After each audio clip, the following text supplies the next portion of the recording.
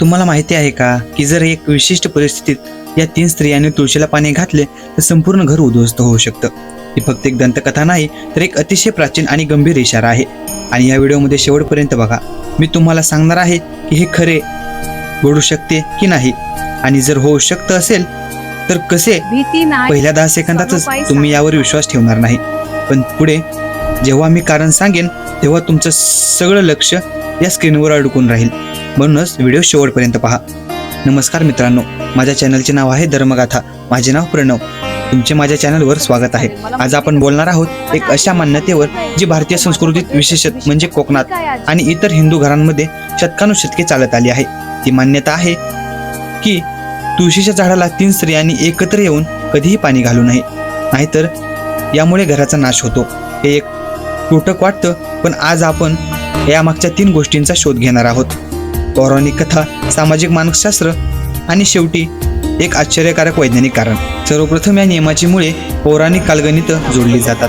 अनेक ठिकाणी सांगितले जाते की तुळशी ही एक देवता आहे, विष्णुप्रिय आहे, तिला पाणी घालणे ही एक प्रार्थना, एक एकांतात केली जाणारी एक पूजा आहे।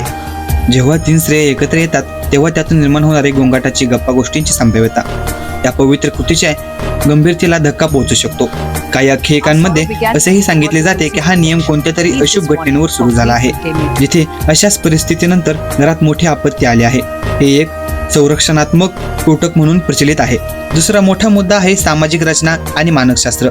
प्राचीन काळी 3 स्त्रिया एकत्र आल्या म्हणजेच तिघांच्या व्यक्तिमत्वाचा, भावनांचा आणि वर्ताचा एक संघटित संगम। यातून चुकीच्या गैरसमजुती, वाद किंवा ईर्षेची ज्योत पेटवण्याची शक्यता निर्माण होते। हा नियम एका अर्थाने तुळशीच्या पवित्र स्थळी अशा कोणत्याही संभाव्य सामाजिक तणावापासून दूर राहण्याचा एक संकेत होता। तसेच हे प्रत्येक स्त्रीला स्वतःच्या वेळेत, एकांतात आणि शांततेत ती पूजा करण्याचे स्वातंत्र्य देते। म्हणजेच हे केवळ अंधश्रद्धा नसून एक सामाजिक शिस्त पालनाचा एक मार्ग होता। आणि आता तिसरा, सर्वात महत्त्वाचा आणि व्हिडिओ पूर्ण पाहिल्याशिवाय समजणार नाही तो मुद्दा, संभाव्य वैज्ञानिक आधार। म्हणजेच तुळशीच्या मुळाशी पाणी साठवण्याची क्षमता खूप कमी असते। आपण जेव्हा खूप जास्त प्रमाणात पाणी घालतो तेव्हा मुळांना श्वास घेता येत नाही आणि ती कुजू लागतात।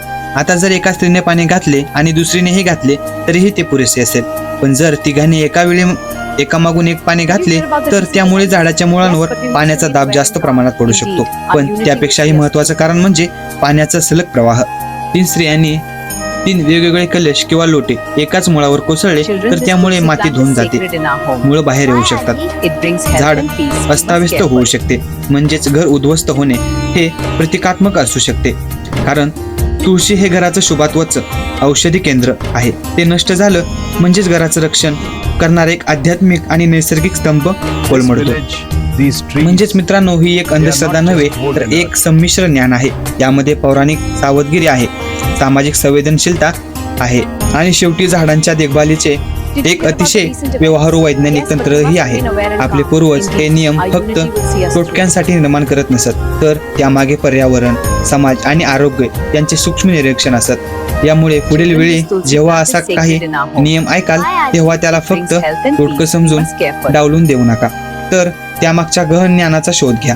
तर मित्रांनो, आजचा व्हिडिओ इथे संपला। व्हिडिओ आवडल्यास व्हिडिओला लाईक करा आणि आपले विचार कमेंटमध्ये नक्की लिहा। तुमच्या घरात हा नियम पाळला जातो का? आणि अशाच रोचक सांस्कृतिक आणि वैज्ञानिक गोष्टींसाठी चॅनलला सबस्क्राईब करायला विसरू नका आणि बेल आयकॉन दाबा, म्हणजे प्रत्येक व्हिडिओची नोटिफिकेशन तुम्हाला येत राहील। आणि हो, पुढचा व्हिडिओ असा आहे की कोणत्या स्त्रीने तुळशीला पाणी घालू नये आणि कोणत्या स्त्रीने तुळशीला पाणी घालावे याची सविस्तर माहिती दिली आहे। तर पुढचा येणारा व्हिडिओ नक्की बघा आणि चॅनल सबस्क्राईब करायला विसरू नका। धन्यवाद।